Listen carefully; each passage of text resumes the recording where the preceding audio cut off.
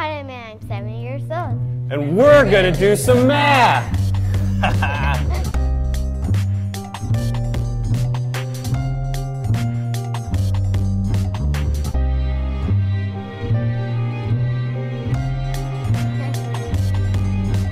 So, there's the abstract. Yeah, oh, you would do that, yes. Okay, let's do some warm-up exercises. Go ahead and click it. There you go. Let's skip count. First we're gonna skip count by fours. You ready to do this, Autumn? All right. 4, 8, 12, 16, 20, 24, 28, 32, 36, 40, 44, 48, 52, 56, 60, 64, 68,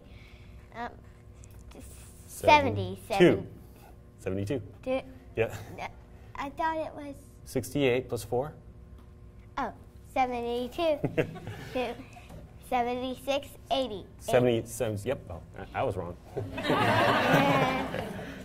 So this should... 80, yeah, 80. Keep going. 84, 88, 92, 96, 100. Yay. Okay, so now we're going to do that. All right? And this is one of the activities you do in Eureka Math, which is counting up and counting down by a number. Fair enough? Autumn's going to lead us. And so when she goes, you explain. When I go up, that means you go up a 4. And when I do this, that means stop. And when I go this, you go down a 4. Okay, we ready? And I may be trying to trick you like this. she gives away the joke, right? Good. You ready? Go ahead and start. 4, 8, 12, 16, 20, 16, 12, 8, 12, 16, 20, 24, 28, 32, 36, 40, 6, 40. Oh, we're at 44, 40, 36. Shall we stop? No. Okay, keep going. We're going to keep going. 36, 28, 24, 20, 16, 12, 8, 4, 0, negative 4, negative 8, negative 12, negative 8, negative 4, 0, 4, 8. Now we'll stop. Yay! Go ahead, you do it. Oh, and before we go on, there's a video that you can show your kids. It's the 100th day of school where we do the counting by 4s and counting by 25s, all up to 100, i.e. the reason why we do 100th day of class. That can be an activity you do on that day. Okay, go ahead. Okay, so now we're going to teach a little bit about how to learn how to multiply. And there's a complete set of kind of overall instructions in the videos, okay? But we'll just show you a little bit about it. Autumn. Yes. What we're going to do is show them how to count with their fingers, and we're going to do unit math, right? Okay. So show them what 5 fours looks like. 5 fours, 4, 8, 12, 16, 20. So what's 5 fours? 20. What's 5 times 4? 20. It's that easy. Let's keep going. Let's do 6 times 4. 4, 8, 12, 16, 20, 24. And why did you stop at 24? Because that was 6 fours. Now, we're using our fingers. What are we using our fingers for? I'm asking.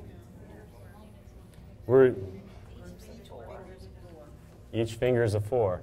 Now, to be able to do this method, you have to know let's show them what we know ahead of time. Show me 7. Show me 10. Show me 5. Show me 4.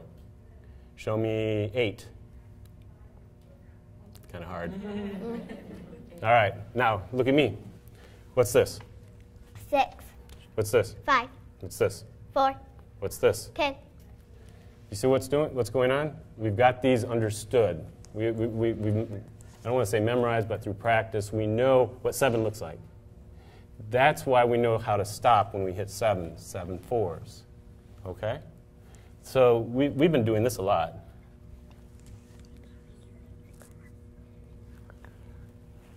Oh, yeah. Let's do that. Not right. our plan. So now, but she wants to do it, so let's do it. This is the way a lot of the videos go. All right, Autumn, you show them, and then they have to yell out. So I have to show you the number, and then you tell me what number it is. 10, 5, 4, 7, 4, 10, 9.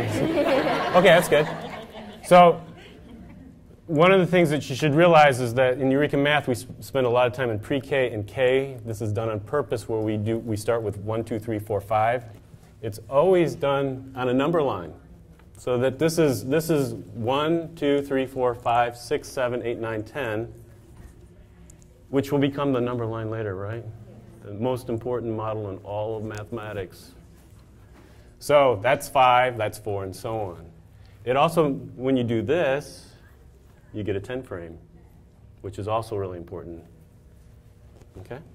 So all that practice, if you're a pre-K, kindergarten, first grade teacher, these types of activities are wonderful. Or 2nd grade. Or 2nd grade, absolutely. Go ahead and click the next one. All right. So this is, you can go and watch this. It's Learning to Multiply, part 1 through 3.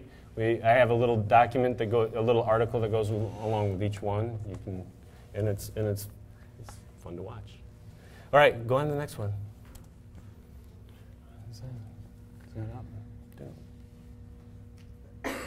All right, now this is where I talk a little bit, okay? Okay. So this is called a story of units, and story means I'm telling you a story. Units is the theme. So every day is going to be about units in K5. So now you tell me, what's the story of ratios in 6, 7, and 8 all about? Ratios. A story of functions in 9, 10, 11, 12, what's it all about? Functions. Yeah, okay. So this is part of what you're seeing here is the units that we're using. 6 times, you can't see that 4, but 6 times 4 becomes 6 fours, where you write out the word for it. Once you make that connection, then it's like 6 apples. What's 6 apples plus 4 apples? 10 apples. No big deal, right? So what's 6 fours plus 4 fours? 10 Just, fours. yeah, just like as if it was any other unit. When we convert 6 fours into 24 ones, listen to that. 6 fours gets converted into 24 ones. That's unit conversion. So, oh, sorry, honey. Multiplication is unit conversion. Literally, 5 fours is 24, or 5 fours is 21s is the same as 1 foot is equal to 12 inches. Once you start to understand that all of multiplication is just counting in a different unit, and that what you have to understand is what the unit is, math becomes easy. And that's what we want. We want math to become easy for our kids. Okay, go ahead. Go ahead. Click it. Ah, so 7 sixes? 42.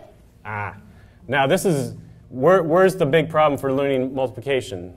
The facts. Where does that usually occur, my 3rd grade teachers and 4th grade teachers? 6 times 7, 7 times 7, 8 times 7. We know this, right? 6, 7, 8, and 9. Yep, 6, 7, 8s, and 9s. So what Autumn and I did very early on was we memorized just one fact really well. And it was 6 7s, that's? 42. Why? It was a... Where did it come from? It was a story that Daddy told you. I forgot the name of the story. It's the answer to... The life, the universe, and everything. From? Hitchhiker's Guide to the Galaxy. Do we all know that story? There's this entire story about how they built this computer that ran for 1 million years. It's a little sci-fi funny one. They built a computer that ran for 1 million years to answer the question of what is the answer to life, universe, and everything. And the computer came back after 1 million years of running, and it said 42. And so then they said, well, what's the question? And so then they wrote another computer the program that the computer that did the calculation said, well, I can build a computer. It'll take 10 million years. I'll build the computer that can do it, and it will take 10 million years for it to compute what the question is. And at the very end, right before it was supposed to spit out the answer, it was destroyed. But before it was destroyed, they were able to tap it, and the thing that it was starting to read out was, what is 6 times... So that 6 times 7 is 42, right, Autumn? Mm-hmm. We've got that one memorized. So then what's, if 6 sevens is 40, or 7 sixes is 42, what's 6 sevens? 42. And if 7 sixes is? 42. What's 8 sixes? One more 6. 40. One more 6. 8. Yep. And then 9 sixes? 54. 54. And 10 sixes is? 60. Easy, right? 10 sixes is always easy. So what we've got is that one fact memorized, and then we build up to all the other ones. And then you practice and practice and practice. And not yet, but someday soon, I'll say, what's 9 sixes? And she'll go 54. Okay? But again, we're using the unit math. We're using the idea that we've got 7 sixes, so 8 sixes is, oh, sorry, you do it, you do it. So 7 sixes plus 1 6 is? 8 sixes. 8 sixes, like 7 apples plus 1 apple is? 8 apples. All right, keep going. Click it again. We did 6 eighths. That's commutative property. 7 eighths? 7 eighths. Ooh. If 6 eighths is 48, what's 7 eighths? One more 8. 56. Yeah, keep going. One more. Click it again. What's 8 eighths? 8 eighths. One more 8 on 56. 64. Okay, keep going. So there you can go watch us do some of those calculations. They're very special calculations, and they occur differently than the ones that you use your fingers with. Okay? All right. Keep going. Skip counting by fractions. Yay! Okay, ready? Let's do skip counting by 1/4. 1/4, 2/4, 3/4, 1. 1 and 1/4, 1 and 2/4, 1 and 3/4, 2. 2 and 1/4, 2 and 2/4, 2 and 3/4, 3. 3. 3 and 1/4, 3 and 2/4, 3 and 3/4, 4. Okay, let's stop right there. Let's do thirds. 1 1/3. third, 2 thirds, 1. 1 and 1/3, 1 and 2/3, 2. 2 and 1/3, 2 and 2/3, 3. So stop right there. We actually did that by reading books, because you can split a book into thirds and a book into fourths and so on. That's how we actually learned that. It was not exactly the Eureka math way. But look, folks, now we can do everything we just did. Autumn. Nope. You're going to lead them in, what do you want to do, 1/5? Or 1/3 or 1/4? 5th. Okay. All right, you ready? 1/5, 2/5, 3/5, 4/5, 1. 1 and 1/5, 1 and 2/5, 1 and 3/5, 1/5, 2.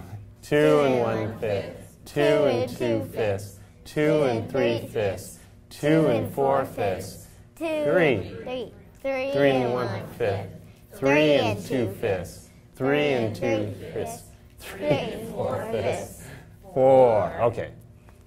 Oh, All right, let's do it. 3 and 4 fifths. 3 and 3 fifths. 3 and 2 fifths. 3 and 1 fifth. 3. 2 and 4 fifths. 2 and 3 fifths. 2 and 2 fifths. 2 and 1 fifth. 2. Let's go on. No. Okay, let's keep going. 1 and 4 fifths. 1 and 3 fifths. 1 and 2 fifths. 1 and 1 fifth. 1. 4 fifths. 3 fifths. 2 fifths. 1 fifth. 0. Negative 1 fifth. Negative 2 fifths. Negative 3 fifths. 4 fifths. Negative 1. Okay, now let's stop. Can we just go half of Oh, it? let's just do some more work, okay?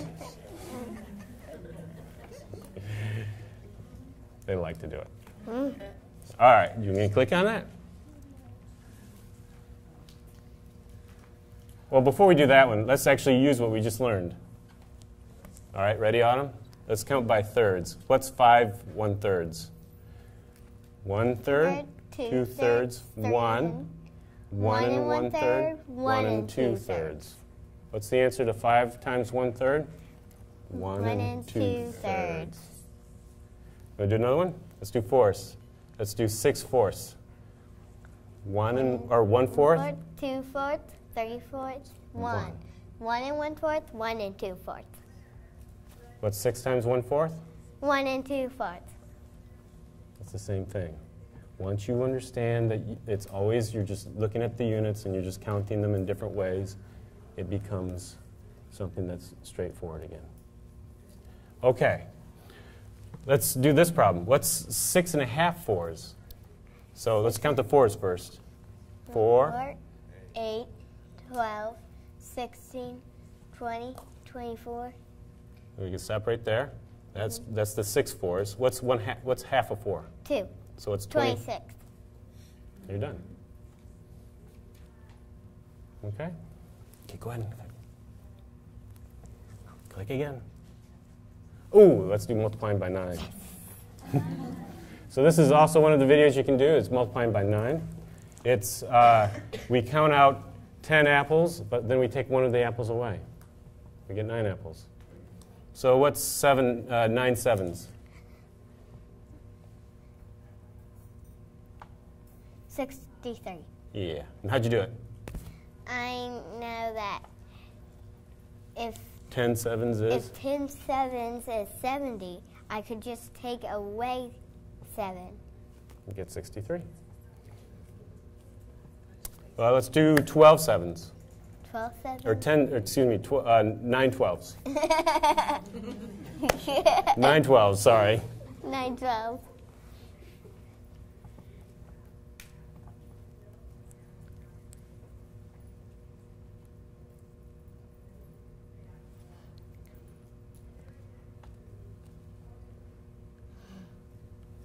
Wait, what was the question? 9 12s, so that's 10 12s is what?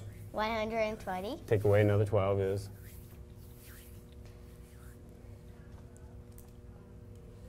Oh, I thought it was... It's okay. That's what I was doing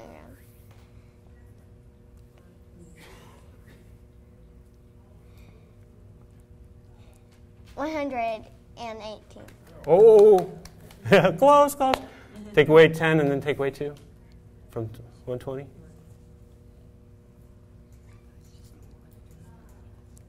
$120, take away 10, take away 2. Oh. 108. Yeah. Well, we need some practice. So, who has another number in the teens?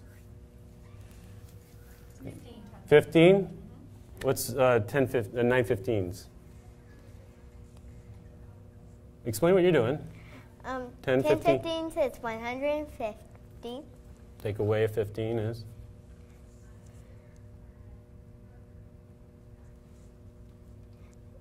$135. That's right. Another number in the teens. Yes, you. 18. Let's try that. 10 18s is? 180. Take away an 18.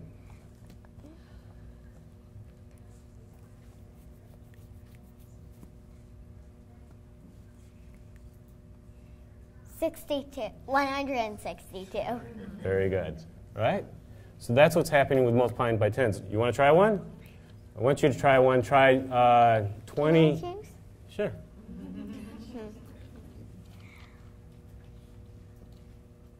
19. 9. 19? Yeah. 10 19s, okay? Or 9 19s. Try it yourself. Try it yourself. What's 10 19s? Take away 19. All together. The mumblers had it, so now let's all say it together. 171. 171. Is that right, Autumn? Yes. Gee, it's been confirmed. Okay, go ahead and hit it.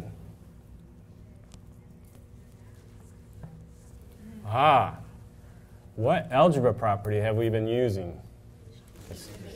Distributive property. They know. Go ahead and click it. Yeah. And that's the way it looks like in the algebraic form in 7th and 8th grade and so on into college. Go ahead and hit it again. When you write it out in unit math, it's obvious. That's the same, this statement, A plus B times C is AC plus BC, is the exact same statement as 7 fours plus 3 fours. How much is 7 fours plus 3 fours? 10 fours. 10 fours, yeah? And that 10 fours is just saying the distributive property in a different way. Nice, huh? Okay, go ahead and click it. We're to our main message. You didn't think it was just all going to be fluency, having the lead writer sit here talking with you. The question is, we often hear math educators say, But students should always be able to solve every problem in multiple ways. Yeah? You've either said it yourself, you've said it to other teachers, or you've heard it. Is it true? Oh, I just opened a can of worms. So I want you to think about it. I opened the can of worms on purpose because we often say things to ourselves that we don't actually think about, right?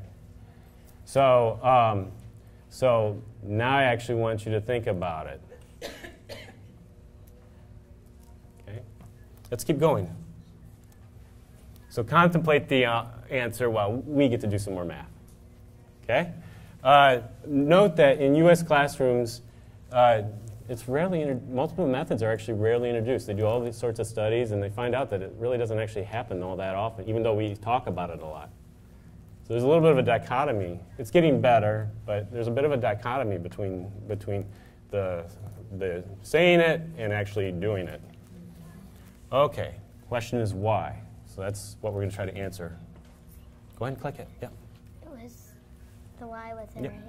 It's okay. You can click it. Let's do some adding. Okay. Let's do 98 plus 17. So how much do I need to? Yeah. 115. Yep, that's right. How'd you do it? I took How much do you need to go from? You got to put that down. Oh, she's just nervous. 98 plus what gets you to 100? 2. Yep. And so you have to take 2 from where? The 15. The 17. 17. So she's taken 2 from the 17, given it to the 98, made it 100. So it's 100 plus 15, and that's what? 100. And 15. Want to do another one? Let's do 997 plus 85. How much do you have to take from to get 3. up? Okay, so you take 3 from the, what did I say, 85? Take 3 from the 85. 82. 1082. There's the answer. Okay. Yay. Go ahead and click it. Oops. You're fine. Ooh, what did it do? Wait, think just let it go. I think I actually... There he goes. Okay, hit it again. Oh, what's 900? Let's do that one, Autumn. What's 988 plus 476? We kind of promised this one, so we might as well do it. So how much do you need to go from 988 to 1,000? To 1,000.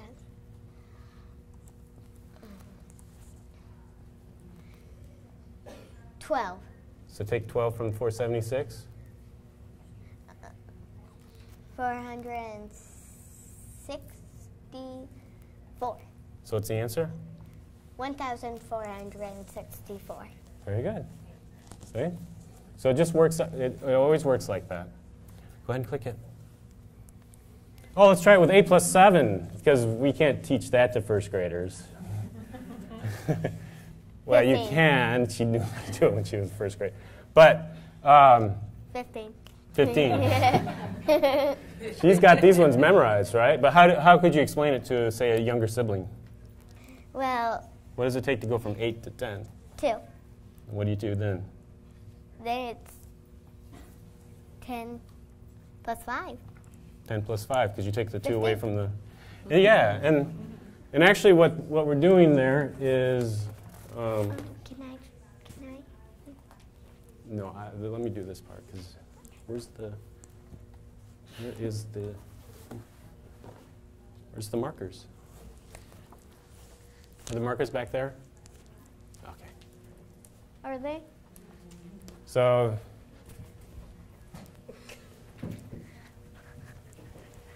of course they're way behind. Oh! Wow, the hug's going on. What's really going on there? That's 8 plus 7. And you've seen this before. What do we ask in Eureka Math? Break it down into what?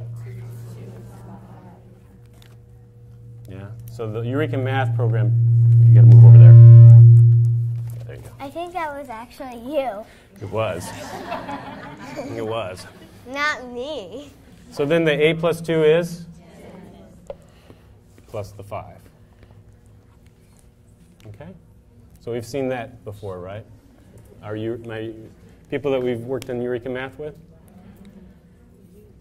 Okay. All sorts of things go on in order for that to be able to happen, which means we have to know our number bonds. We have to know our complements to 10. What does it take to go from 8 to 10? 2. And then we know how to split the 7 up into the pieces. So that's where all those beautiful exercises happen in kindergarten and first grade and second grade for splitting the numbers up and thinking of the numbers in different ways. That flexibility is what you're seeing with Autumn. That flexibility continues to go on and on and on, and it gets even more exciting as we go up and up and up in the grades. So let's go on to the next one, Autumn. What's 162 plus 167? Now here I want you to think of 16 tens plus 16 tens. What's 16 tens plus 16 tens? Turn around. Face everybody else. What's 16 tens plus 16 tens? 312. What's 16? 302. 300. 16 tens plus 16 tens. The same as 16 plus 16. What's 16 plus 16? 30. 32, yeah. So what is 16 tens plus 16 tens? 302. Not 302. 32. 32 tens. What's 32 tens? 30,200. All right, let's do it. Let's do one. No, that doesn't make any sense at all. What's 160 plus 160? It's got to be 300. 320. Yeah, you're just messing up a little bit there. Little mental typo. Okay, so 320 plus what else do we have? 7 and 2. Which is? 9. Yeah. So what's the answer? 329. There you go. Go ahead and click it. All right. So 16 2 plus, you see how we're looking? This is the key point. Obviously, we're working on these types of problems now. The 16, we're thinking of it as 16 tens. Not as an algorithm, not as lining up in columns. We're looking at the 16, we're seeing into the number the different types of units. And now we see 16 tens plus 16 tens is 32 tens, and 32 tens is 320. And then it's a simple 2 plus 7. Okay? That's pleasurable adding. If you want to go and visit that and watch those videos, go ahead. Keep going. Let's do one more. Multiplying by 25. This is coming up. This is not a video yet, but it will be soon. It's already recorded. We just have to add it. What's 4 25s? 100. What's 8 25s? 200. How'd you get that? Because you're thinking in terms of unit math, right? 4 25s is? 100. So 8 is 4 plus 4. Yes. So 100 plus 100? 800. 200. 200.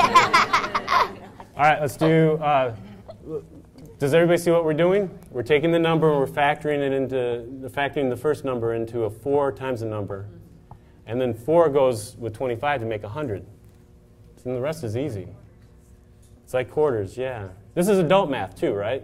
This is the way that we think about math oftentimes.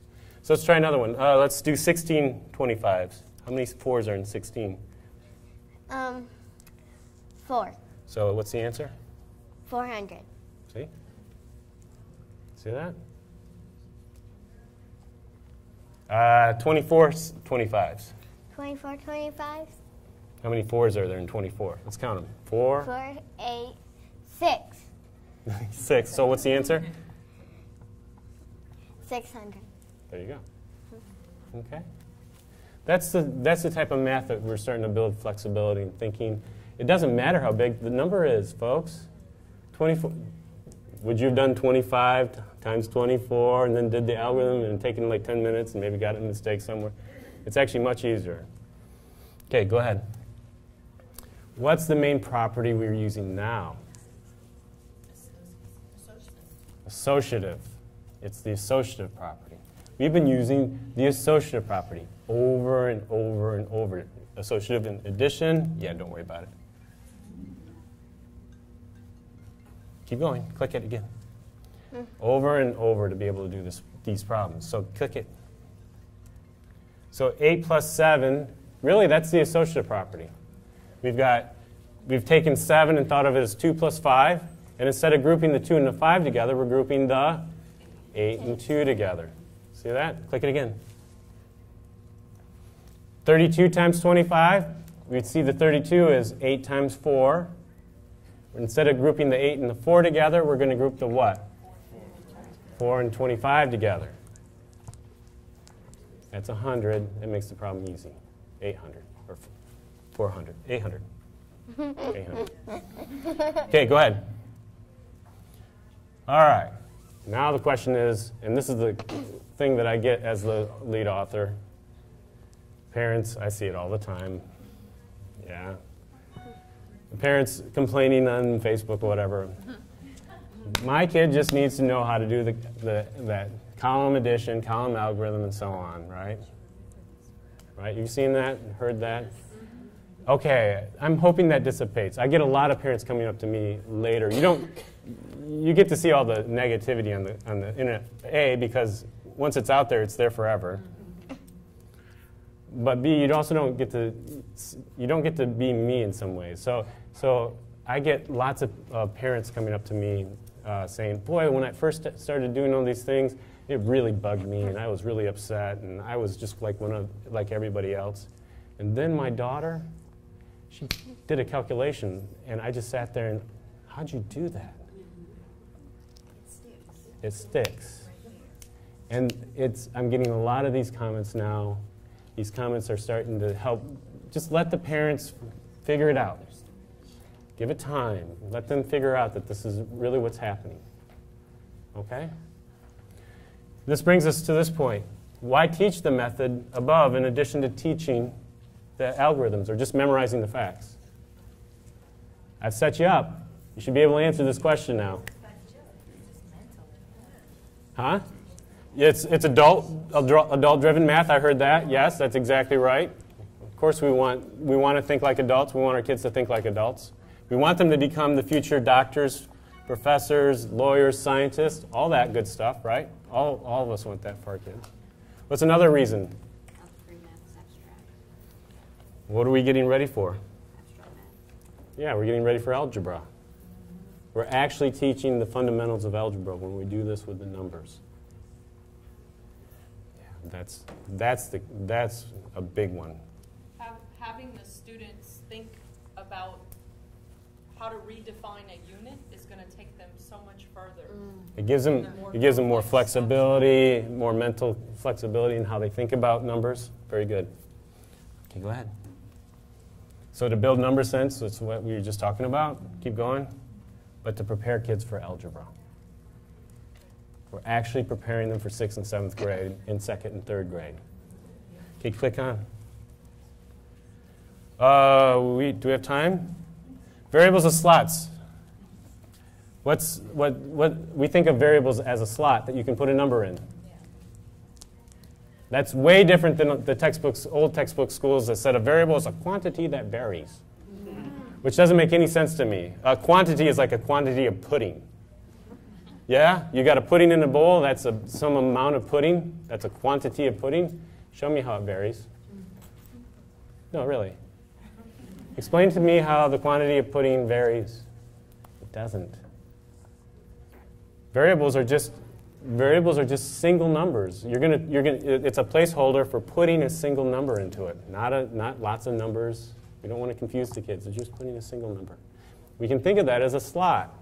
So what's 3 slots plus 2 slots?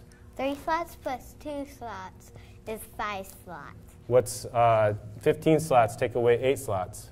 15 slots take away 8 slots is 7 slots. 7 slots. Oh my goodness. Wait, folks. Did you hear that? What did slots become? The unit. It's become the unit now, right? So it's just like 18 apples, 15 apples take away 8 apples is 7 apples. It's now 15 slots take away 8 slots is 7 slots. See that? Okay, what's 3? If we have 7 slots, what's 3 groups of 7 slots? 3 groups of 7 slots is 21 slots. 21 slots, that's right. And so 21 slots, now if I put 4 into this 21, into the slot, what is that as a number? What? What's that number when you put 4 into the 21 slots?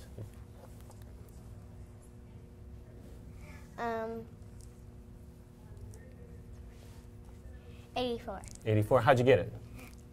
Well, I doubled 21, and it turns out it was 42. So I doubled 42 and 42. And you get 80? 80? 84. 4. Yeah. So that's where we're going. We're taking your kids on a journey. It's a story. The story's going to end up in the story of ratios with variables, and the variables are going to be the same thing. Go ahead and click it. So what I want to leave you today with is that multiple solutions is a slogan. What have we been doing?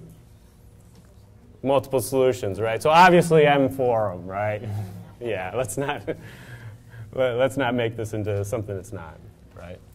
Multiple solutions, but it is just a slogan. We have to be careful about our slogans, right? That's what I want to leave us today with. I want us to think hard about when we just say something to ourselves, or we say something to other teachers, or educators talk to us.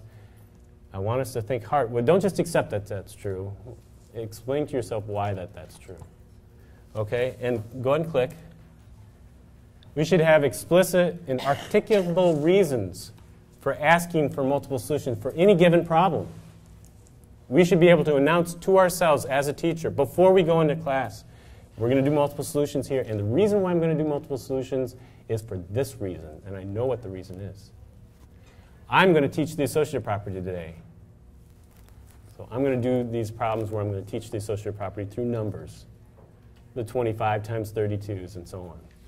But I know that I'm teaching that that property. That's the reason why I'm going to show the alternate solution. Does that make sense? I'm asking for us to think hard about these things before we do them. Go ahead and click it. So in mathematics, this is kind of a sequence of what I think is the most important reason for doing multiple solutions. Number one is mathematics. I'm introducing a different way in order to teach another important concept. That's why we actually talk about area to help the kids understand the multiplication algorithm in grade 4. We're actually teaching area. That's my goal.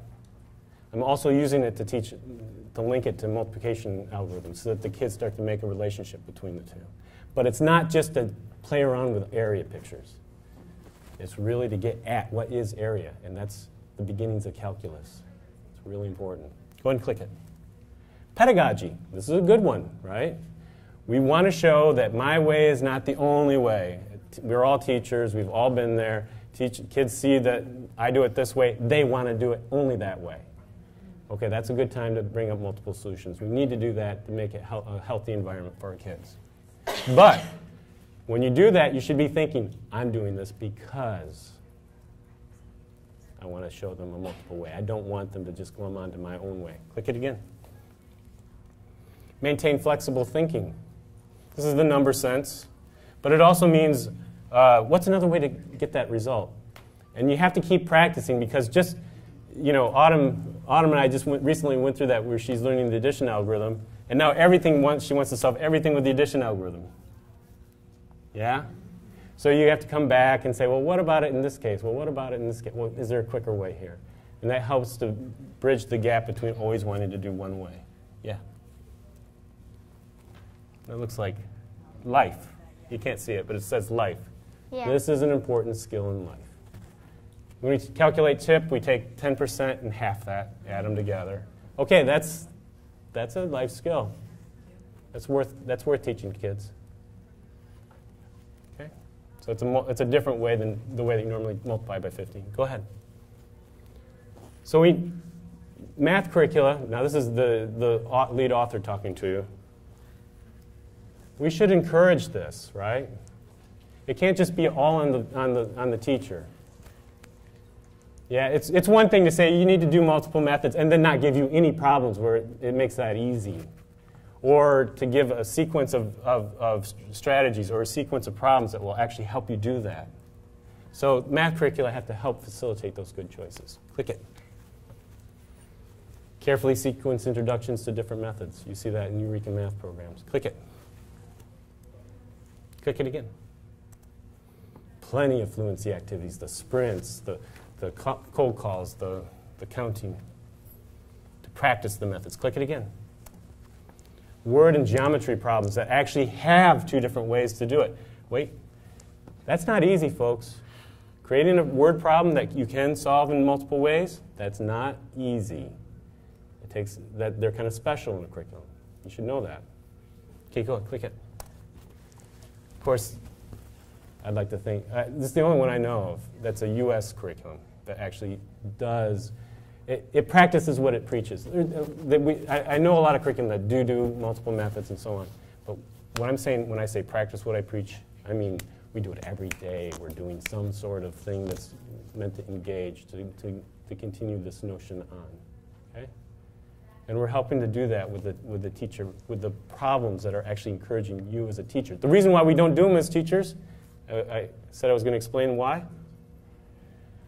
It's just not in the curriculum. And we as teachers need to have a reason. Let's think about that for a second. As teachers, we're not going to do multiple methods unless we have a reason for why, as adults, why we should do it, right? So if nobody's telling you, hey, the associative property, the associative property, the associative property, that's why we're doing it, that's why we're doing it, then you don't have a reason for doing it. I wanted to give you the reason. Okay, go ahead. What are some other slogans? What are some other slogans? We're going to finish this off here.